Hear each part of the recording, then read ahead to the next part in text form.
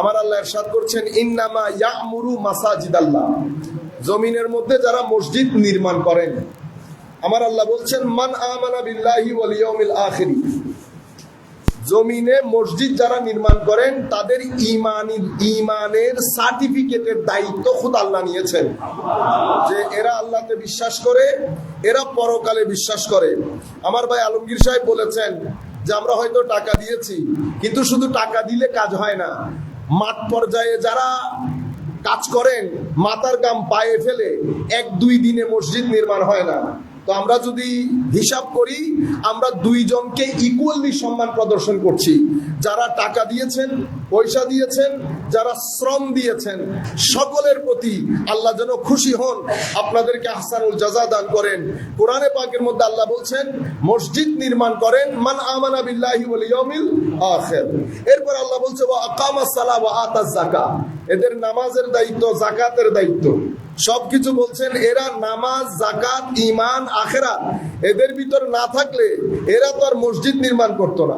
এরপর আমার আল্লাহ বলছেন, ফাসা উলাইকা ইয়াকুনু মিনাল মুহতাদিন, আমার আল্লাহ বলছেন এরা হেদায়েত প্রাপ্ত হবে, এরা হেদায়েত প্রাপ্ত হবে। আমি 2-1টি হাদিস শুধু আপনাদের সাথে শেয়ার করব হকটা আদায় করার জন্য। তার আগে আপনারা দেখেন, এই মসজিদটা কিছু পিলারের উপর দাঁড়িয়ে আছে, ঠিক আমার নবীর আনিত বিধানও কিছু পিলারের উপর দাঁড়িয়ে থাকে। তোর মধ্যে অনেক বড় পিলারের নাম মাদ্রাসা, যেখানে আমার নবীর দ্বীন শিক্ষা দেওয়া হয়। আরেকটা বললে আমাদের যারা তরুণ প্রজন্ম ইংলিশ স্পিকিং আছে, তারা বলবে এটা তো বেদাতি কথা।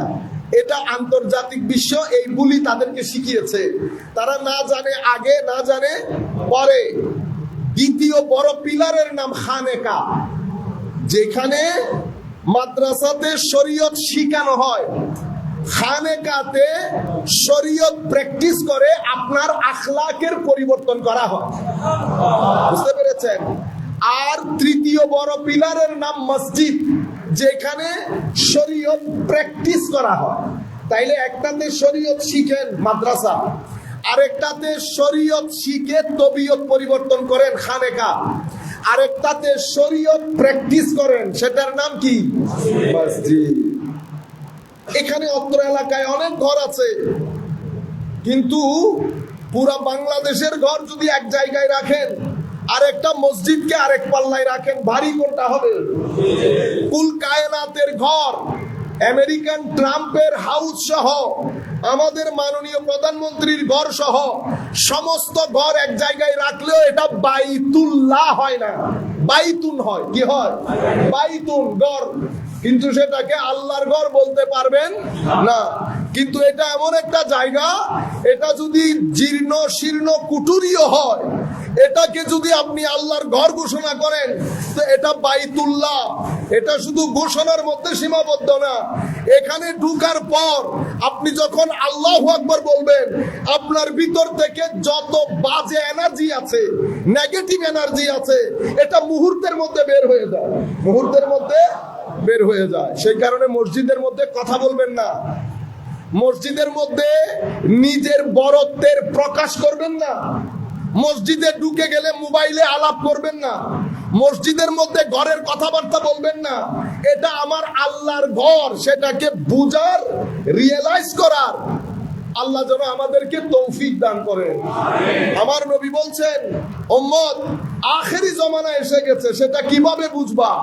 যখন মসজিদের মধ্যে মানুষ বড় আওয়াজে কথা বলবে, যার যা মন চাই কথা বলবে, কোনো ফিল্টারিং থাকবে না।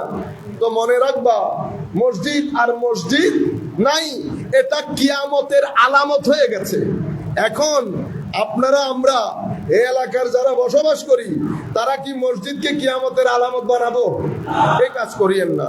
কেন করবেন না? আমরা এমনি মসজিদে আসি, চলে যাই, আসলাম, চলে গেলাম, ঘটনা সেরকম না। কিন্তু আপনি এই যে আল্লাহ সবাইকে এই রোগ থেকে পানা দান করুক, সবাই বলেন আমিন। আল্লাহ দুশ্মনকেও পানা দান করুক, সবাই বলেন আমিন। মানুষের যখন কিডনি ডিস্টার্ব হয়, ডায়ালিসিস করেন না আপনারা? ডায়ালিসিস করলে কি হয়? আপনার রক্তগুলো বের করে, এটাকে পিউরিফাই করে, আবার আপনার ভিতরে ইন করে দেয়। এটাই তো ডায়ালিসিস। এটা হচ্ছে রুহানি ডায়ালিসিসের জায়গা। মসজিদ রুহানি ডায়ালিসিসের জায়গা। আপনি যখন এখানে আসবেন, এখানে গীবত, হিংসা, অহংকার, গালিগালাজ, অনেক এনার্জি নিয়ে, নেগেটিভ রক্ত নিয়ে আপনি মসজিদের ভিতরে ঢুকেছেন। শুধু বলেছেন, আল্লাহ পিছনে যা করেছি তুমি ক্ষমা করে দাও, আমি তোমার ঘরে আসছি। তোমার ঘরে, আমার ঘরে বললে এক ধরনের, আমি যখন বলি আল্লাহ তোমার ঘরে আসছি, আমার আল্লাহ লজ্জায় পড়ে যান। হায় হায় হায়। ঘরে এসে মানুষ যখন একজন আরেকজনের কাছে সরি বলে দেয়, আপনার চোখের পানি এসে যায় না? তখন কি বলেন? এতদিন বলছেন সরি নহলে তুই সিয়ারও চাইতেন, বলছেন না? কিন্তু ঘরে এসে যখন সরি বলেছে, চোখের পানি ছেড়ে দিয়ে বলতেছেন সরি লাগবে না, তুই বয় আমার ভাই। তো মানুষের মধ্যে যদি সরির এত জজবা, তো যিনি সরির সিস্টেম দিয়েছেন ওনার নাম আল্লাহ, তো উনার ভিতরে কি জজবা থাকবে চিন্তা করে দেখেন। আপনি যখন আল্লাহুম্মা ফতাহলি আবওয়াবা, এটা কিসের দোয়া? মসজিদে ঢুকার দোয়া। আগে পিছে আর কিছু আছে? আছে তো অনরা তো উল্টো ফুল্টো আইজার গুনি চারিদিকে। এটা শুধু মসজিদ না, এটা হুসাইনি মসজিদ। বাংলাদেশে আরো মসজিদ আছে। অসংসদীয় শব্দ হয়ে যাচ্ছে, কিন্তু অনেক সময় আপনাদেরকে বোঝানোর জন্য বলতে হয়। তবু আমি একটু রেগে ডেকে বলি, যেন আপনারা বুঝে নেন। সব সময় বলে ফেললে মসজিদে কিছু শব্দ ইউজ করা যায়, কিছু শব্দ ইউজ করা যায়, ফিল্টার করে করে কথা বলতে হয়। বলতে চাইতেছিলাম, মসজিদ আছে, ধানমন্ডিতে আছে, গুলশানে আছে, আরো বড় বড় জায়গাগুলোতে আছে বড় বড় মসজিদ। পুরো মুহররম মাস চলে গেছে, সাইয়েদনা ইমামে হুসাইনের নাম নেই নাই। আমি বলছি না ইয়াজিদিও, কিন্তু আমি একটা মসজিদের কথা আপনাদেরকে স্মরণ করিয়ে দেই। সেটা সূরা তাওবার মধ্যে এসেছে, ওয়াল্লাযীনা ইত্তাখাযু মাসজিদান, মসজিদ না শব্দ, মাসজিদান দিরারান।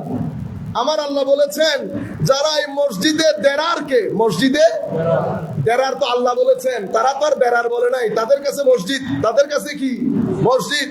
যারা মসজিদে ঢুকেছে, মসজিদকে গ্রহণ করেছে, মসজিদকে একটা টার্গেট প্ল্যান করে এই মসজিদের যাত্রা শুরু করেছে, আমার আল্লাহ বলছে দেরারান। তারা যদিও মনে করছে এই মসজিদ দ্বীনের খেদমত করবে, আসলে এই মসজিদ দ্বীনকে বরবাদ করবে। কি কি জায়গায় বরবাদ করবে? আমার আল্লাহ বলছেন, ওয়াল্লাযীনা ইত্তাখাযু মাসজিদান দিরারাও ওয়া কুফরাও ওয়া তাফরীকাম বাইনাল মুমিনিন ওয়া ইরসাদান লিমান হারাবাল্লাহ ওয়া রাসূলা। এদের মসজিদ তিনটা কারণে হয়েছে। এই মসজিদের ফাইন্যান্সিং এর পিছনে কাফেররা দাঁড়িয়ে, কি দাঁড়িয়ে? আমি বলেছি কুফরান, আপনারা বুঝেন নাই।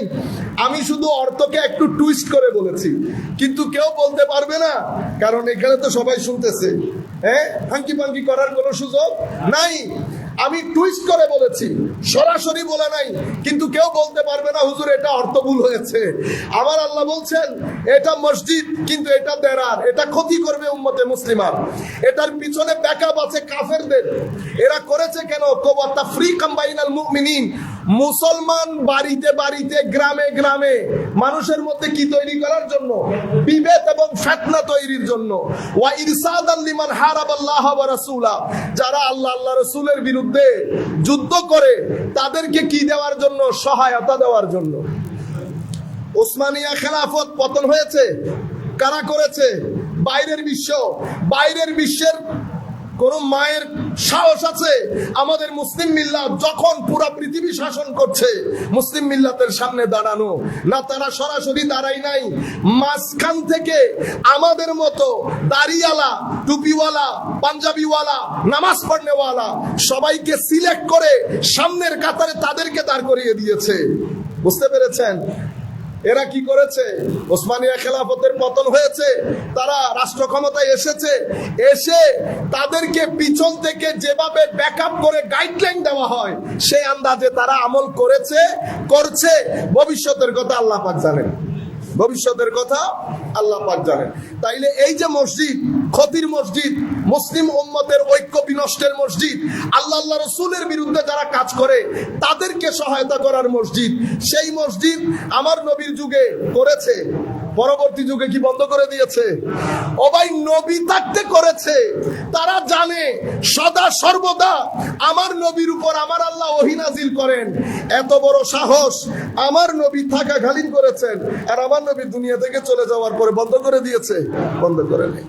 আমি জমিতুল ফলাত আপনাদেরকে বলি নাই, এই সন্তানদেরকে জানানো দরকার। আপনি বলছেন আমি সুন্নি না, আমি মুসলমান, তো ইয়াজিদের ক্ষেত্রে ওই তাবুতও মুসলমান, এই তাবুতেও মুসলমান। হযরত আলীকে যিনি শহীদ করেছেন সেই খবিসও মুসলমান দাবি করেছে। ফারুক আজমকে শহীদ করা ব্যক্তিও মুসলমান দাবি করেছে।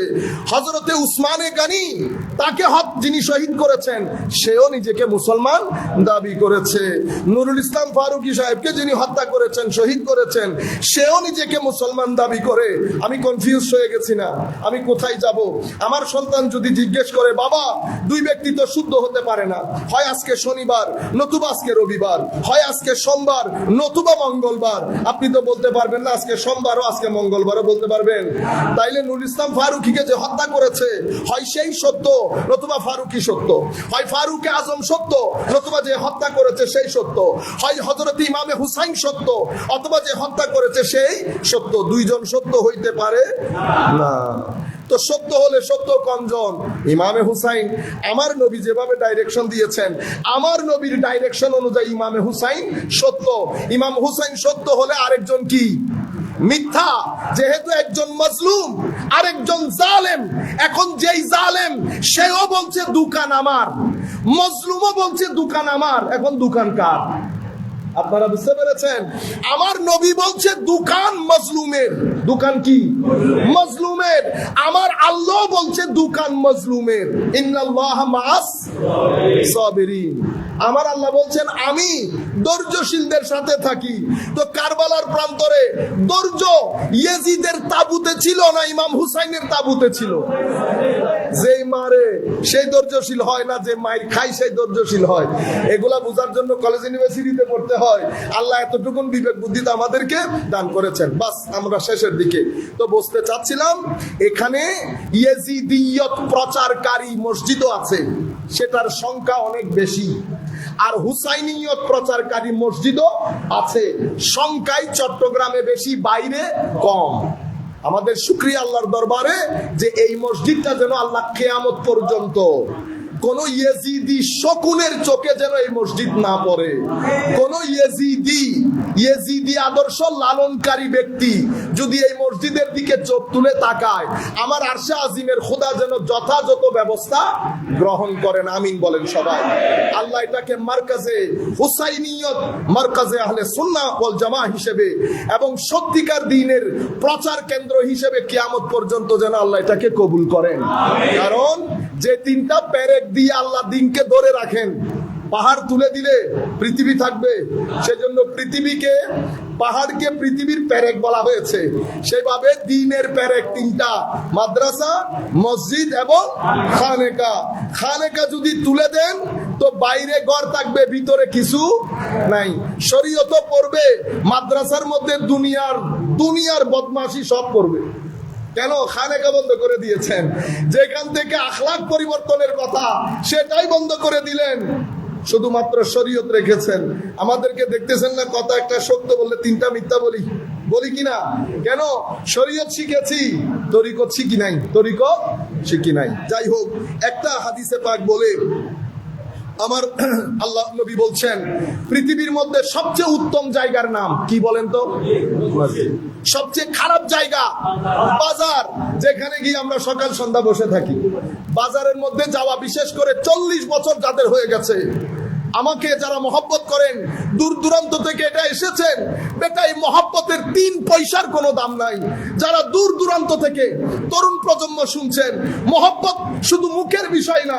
পাঞ্জেগানা নামাজ পড়বেন না, তিলাওয়াতে কোরআন করবেন না, দরুদ পড়বেন না, আউলিয়ায়ে কেরামের মাজার জিয়ারত করবেন না, মানুষের সাথে বেয়াদবি করবেন, বড়দেরকে সাথে বেয়াদবি করবেন, আত্মীয় স্বজনের খবর রাখবেন না, মনের সম্পদ দিবেন না।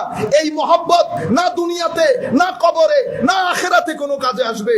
মহব্বত তখন কাজে আসে যখন মহব্বত ব্যক্তিকে হায়া দান করে, হায়া দান করে, হায়া দান করে।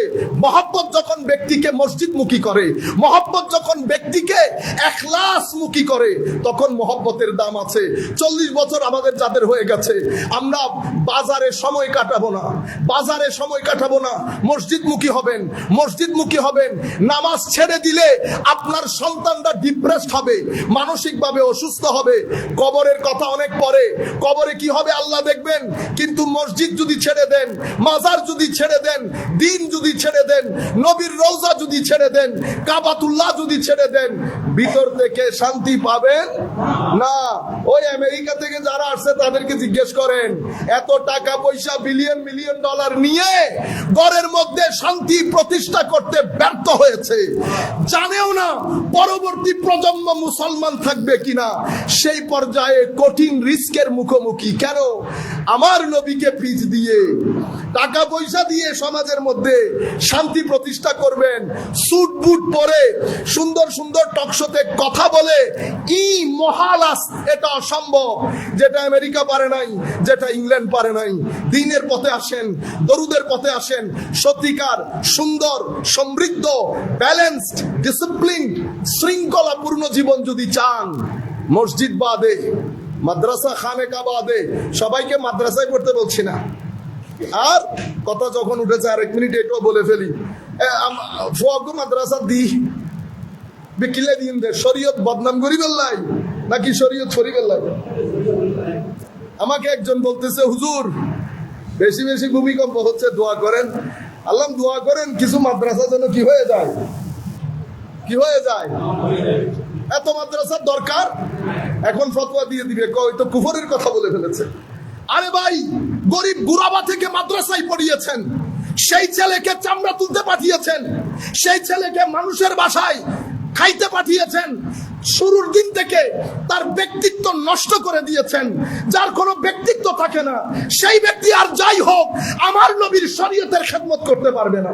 শরীয়তের খেদমতের জন্য বেনিয়াজ হতে হয়, বেনিয়াজের জন্য একটা সুন্দর ব্যাকগ্রাউন্ড লাগে। হযরতে আল্লামা ইকবাল বলছেন, হাই হাই হাই, মাদ্রাসায় পড়েছি, যাকাত ফিতরা খেয়েছি, হ্যাঁ, কাহা সে আয়ে সাদা লা ইলাহা ইল্লাল্লাহ, এই জবান থেকে লা ইলাহা ইল্লাল্লাহর স্লোগান আসতে পারে না। সেজন্য মাদ্রাসার ছেলেদেরকে বলবো, মানুষের বাড়িতে দাওয়াত পড়া বন্ধ করে দেন। যেই তারিখ থেকে দাওয়াত পড়া বন্ধ করে দেবেন, নিয়ত করবেন রিজিকের মালিক রাজ্জাক, আমার আল্লাহ আসমানের 100 দরজা আপনার জন্য উন্মোচিত করবে। দাওয়াত পড়ে আপনাকে খেতে হবে না। দাওয়াত পড়া, মানুষের বাড়িতে যাওয়া, হাসি ঠাট্টার পাত্র হওয়া, এটার মাধ্যমে টুপির ইজ্জত চলে যায়, পাঞ্জাবির ইজ্জত চলে যায়। ইভেন আপনার যে শরীয়ত তরিকত দিন, এটার ইজ্জতের মধ্যে বহু বড় একটা ড্যামেজ হয়। হয়েছে না? আপনারা কিছু কিছু মানুষ একটু রাগ করতেছেন, কৌজুর এরকম তো হয় না, বিয়ে দেন। বিয়ের প্রস্তাবের মধ্যে যখন মাদ্রাসার ছেলে থাকে, কুঁকা কুঁকা করেন না। কেন করেন? কারণ সিলেবাস পরিবর্তন করে আমাদের ছেলেদের জন্য, আমাদের জন্য শুধু জানাজা রেখেছে, শুধু বিয়ে পড়ানি রেখেছে, এর পরবর্তীতে আপনার ঘরের দাওয়াত রেখেছে। এই 3টা বাদে রাষ্ট্রের মধ্যে আমার কোনো জায়গা নাই। আমি সার্ভাইভালের জন্য কোথায় যাব? সার্ভাইভালের জন্য আপনাকে 3 বার স্যালিউট করতে হয়, 10 বার আপনাকে তোয়াজ করতে হয়। এই জায়গায় দ্বীনের খেদমতের জন্য বেনিয়াস হইতে হবে। সেই জন্য অপেক্ষাকৃত আপনাদের সমাজের মধ্যে প্রভাবশালী ব্যক্তিবর্গ যারা আছেন, ফাইন্যান্সিয়ালি, লেখাপড়ার দিক থেকে, আপনারা ছেলেদেরকে মাদ্রাসায় পড়ান। এরপরে দেখবেন আমাকে একজন বলেছে, শুধু হুজুর আপনারা এই করতেছেন, আপনারা সেই করতেছেন, 2-4 জন ছেলে দেন, তারা জানবে সমাজের রগের উপর হাত রেখে, প্রভাবশালী ব্যক্তির চোখে চোখ রেখে জায়েজ বলতেও দ্বিধা করবে না, না জায়েজ বলতেও দ্বিধা করবে না। সম্মানিত বলছে, এই গায়রত দরকার। কিছুদিন আগে এটা আপনারা কাট করবেন না, কেউ এই সমস্ত জিনিসগুলা করবেন না। কিছুদিন আগে বাংলাদেশের অন্যতম একজন ব্যবসায়ী আমাদেরকে দাওয়াত করেছে, গিয়েছি। আমরা বলেছি আপনার দুনিয়াবি হাইসিয়ত যদি শুধু এটা হতো, আমরা কোনোদিন চট্টগ্রাম থেকে আপনার কাছে আসতাম না। এসেছি শুধু আপনার নিসবতের কারণে, কারণ আপনার এক গোষ্ঠীর পিছনে একটা অনেক বড় নিসবত আছে, সেই নিসবতের ফুয়ুজাত গ্রহণ করার জন্য এসেছি। আপনার দুনিয়াবি হাইসিয়তের জন্য আসি নাই। কেন? কারণ আমাদের সুফিরা, আমাদের ওলিরা আমাদেরকে নিষেধ করেছেন যেন কখনো কোনো বড় লোকের ঘরে না যায়। যদি যেতেই হয় যাবে, কিন্তু হাদিয়া গ্রহণ করবে না। এই দিন আমার নবী দিয়ে গেছেন। আমাদের চিন্তার মধ্যে একটা রেভলিউশন দরকার, একটা বিপ্লব দরকার, একটা পরিবর্তন দরকার সমাজের মধ্যে। কারণ এই ছাড়া অন্য কোনো গত্যন্তর, America fail, England fail, European country fail, সবাই বুঝে গেছে দিন বাদে, ধর্ম বাদে সুশৃঙ্খল সমাজ ব্যবস্থা কায়েম করা সম্ভব না। Depression, mental anxiety, autistic children বাংলাদেশের ঘরে ঘরে হচ্ছে এখন। আমাদের বাপদাদাদেরকে বললে চিনবেও না অটিজম এটা কি জিনিস, বুঝছেন? আল্লাহ আমাদের হামি ও নাসের হোক। আমার নবী বলছেন, জমিনের মধ্যে কিছু মানুষকে দেখে আমি রহমত করি, তার মধ্যে অন্যতম যারা মসজিদ নির্মাণ করে। তো দুনিয়া থেকে চলে যাবেন, আমার নবী বলছেন দুনিয়া থেকে চলে যাবেন, কিছু কাজ করে যাবেন, যতদিন কবরে থাকবেন আপনার সওয়াব পৌঁছাইতে থাকবে। একটা ইলম, শেষে গিয়ে আমার নবী বলছেন আর একটা মসজিদ যাহা আপনি নির্মাণ করেছেন, সেই পরিমাণ আল্লাহ আপনাদেরকে ফজিলতপূর্ণ করেছেন। নিয়তকে ইখলাস, নিয়তকে খাঁটি রাখবেন, খুলুসিয়তের সাথে। যা করেছি আল্লাহর জন্য করেছি, কোন মানুষের বাবা পাওয়ার জন্য করি নাই। নিয়তের মধ্যে খুলুসিয়ত রাখবেন, দুনিয়া তো সম্মানিত করবেন, আখিরাতও আল্লাহ সম্মানিত করবেন।